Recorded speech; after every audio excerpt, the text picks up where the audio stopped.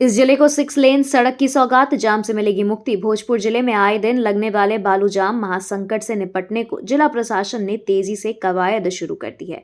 इसे लेकर एक तरफ जहां शहर में रिंग रोड समेत वैकल्पिक रास्तों की खोज होने के साथ उसके निर्माण कार्य शुरू करने पर तेजी से अभियान चल रहा है, वहीं दूसरी तरफ बालू सड़क जाम के रास्ते में सबसे बड़ी बाधा बनी आरा छपड़ा 4 लेन मुख्य सड़क को अब 6 लेन में बदलने का निर्णय लिया गया है।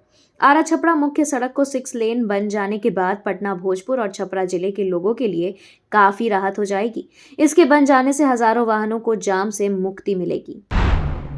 बीपीएससी छात्रों के समर्थन में आई प्रियंका गांधी बोली, कड़ाके की ठंड में पानी और लाठी चलाना अमानवीय। बिहार लोक सेवा आयोग की परीक्षा को रद्द करने की मांग को लेकर पटना में विरोध कर रहे प्रदर्शनकारियों पर पानी की बौछारें की और लाठीचार्ज पर प्रियंका गांधी ने नाराजगी जताई है। छात्रों के समर्थन में आई प्रियंका गांधी ने सरकार पर हमला बोला है। उन्होंने कहा कि सरकार अभ्यर्थियों की आवाज दबाने के लिए कड़ाके की ठंड में पानी और लाठी चलाना अमानवीय है। उन्होंने कहा कि भाजपा का डबल इंजन युवाओं पर डबल अत्याचार का प्रतीक बन गया है। प्रियंका गांधी ने सोमवार को सुबह प्रदर्शनकारियों पर पानी की बौछारें की वीडियो को शेयर करते हुए एक्स पर पोस्ट किया है। प्रियंका ने लिखा कि बिहार में 3 दिन के अंदर दूसरी बार छात्रों पर अत्याचार हुआ। पटना में वंदे भारत और सहरसा एक्सप्रेस पर पत्थरबाजी, खिड़की का शीशा टूटा। अब पटना से सटे मोकामा में वंदे भारत एक्सप्रेस ट्रेन पर पथराव किया गया है। मोकामा के शहरी हॉल्ट के पास हावड़ा वंदे भारत एक्सप्रेस और राजेंद्र नगर सहरसा एक्सप्रेस पर रविवार की सुबह 8:30 बजे असामाजिक तत्वों ने पत्थरबाजी की। पत्थरबाजी से वंदे भारत एक्सप्रेस ट्रेन की कोच संख्या E1 और डाउन राजेंद्र नगर सहरसा एक्सप्रेस की कोच संख्या D5 की खिड़की का शीशा क्षतिग्रस्त हो गया। इस वजह से वंदे भारत 13 मिनट देर से मोकामा स्टेशन पहुंची। हालांकि किसी के चोटिल होने की सूचना नहीं है। घटना को लेकर मोकामा आरपीएफ थाने की ओर से जांच शुरू कर दी गई है। गया में वर्णवाल परिवार सम्मेलन, शोभा यात्रा, प्रतिभा प्रदर्शन और एकता पर जोर। गया में नगर वर्णवाल सेवा समिति द्वारा आयोजित 2 दिवसीय वर्णवाल परिवार सह अधिकार सम्मेलन के दूसरे दिन भव्य शोभा यात्रा का आयोजन किया गया। इस शोभा यात्रा में महिलाओं और पुरुषों ने पीले वस्त्र पहनकर सुसज्जित होकर नगर का भ्रमण किया।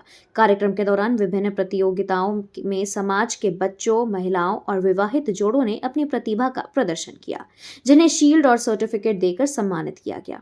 सम्मेलन के मुख्य अतिथि केंद्रीय मंत्री जीतन राम मांझी ने समाज में एकता की सराहना करते हुए राजनीति में भागीदारी की अहमियत पर बल दिया। उन्होंने जाति गणना में त्रुटियों का जिक्र करते हुए मुख्यमंत्री नीतीश कुमार पर इस पर गंभीरता से बात करने की बात कही। बीपीएससी अभ्यर्थियों और प्रशांत किशोर के बीच नोकझोंक। 70वीं बीपीएससी पीटी रद्द करने की मांग को लेकर पटना में प्रदर्शन कर रहे अभ्यर्थी रविवार को सीएम आवास का घेराव करने निकले तो पुलिस का लाठीचार्ज उन पर पड़ गया। वहीं लाठीचार्ज के बाद जनसुराज के नेता प्रशांत किशोर फिर से अभ्यर्थियों से मिलने गर्दनी बाग धरना स्थल पर पहुंचे तो उनका जमकर विरोध हुआ। धरना पर बैठे छात्रों से प्रशांत किशोर की बहस भी हुई। इसका वीडियो सामने आया है। प्रशांत किशोर भी धरना पर बैठे छात्रों से कठोर लहजे में बात करते दिख रहे हैं, जबकि उग्र छात्रों ने प्रशांत किशोर गो बैक के नारे भी लगाए। विधानसभा चुनाव से पहले 12 लाख युवाओं को मिलेगी सरकारी नौकरी, डिप्टी सीएम सम्राट चौधरी का बड़ा ऐलान। बिहार के युवाओं के लिए उप मुख्यमंत्री सम्राट चौधरी ने बड़ा ऐलान किया है।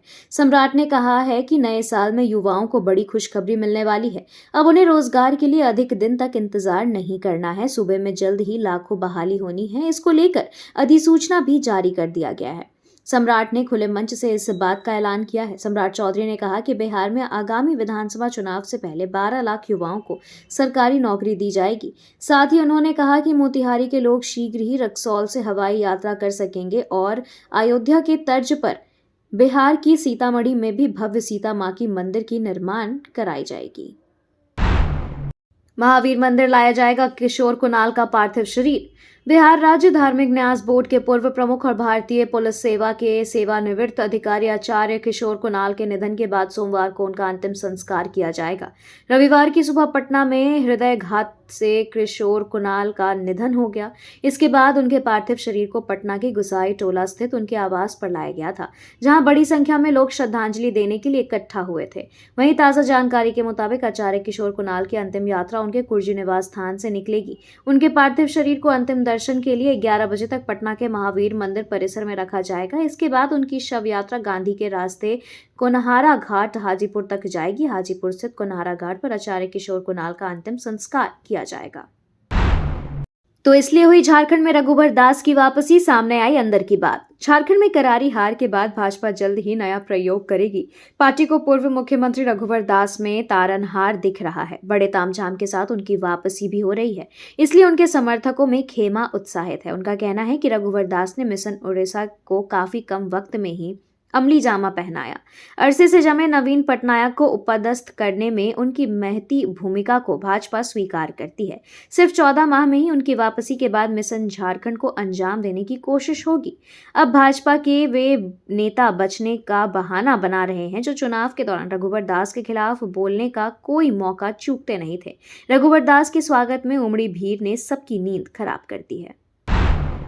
सेंट्रल अफ्रीका में फंसे 11 मजदूर झारखंड लौटे, अभी 36 की और होनी है वापसी। झारखंड के मुख्यमंत्री हेमंत सोरेन के निर्देश पर कैमरून में फंसे झारखंड के 47 प्रवासी श्रमिकों में से 11 श्रमिकों की सुरक्षित वापसी रविवार को हो गई है। सभी श्रमिकों को श्रम विभाग द्वारा उनके गंतव्य स्थान पर पहुंचाया गया है। बाकी बचे 36 श्रमिकों की वापसी भी सुनिश्चित की जा रही है। मालूम हो कि सेंट्रल अफ्रीका में कैमरून के ट्रांसरेल लाइटिंग लिमिटेड में कार्यरत झारखंड के हजारीबाग, बोकारो एवं गिरिडीह जिला के 47 श्रमिकों की वेतन भुगतान और कंपनी द्वारा अच्छा व्यवहार नहीं किए जाने की जानकारी मुख्यमंत्री को प्राप्त हुई थी। इसके बाद मुख्यमंत्री ने राज्य प्रवासी नियंत्रण कक्ष को तीव्र कार्रवाई का निर्देश दिया था।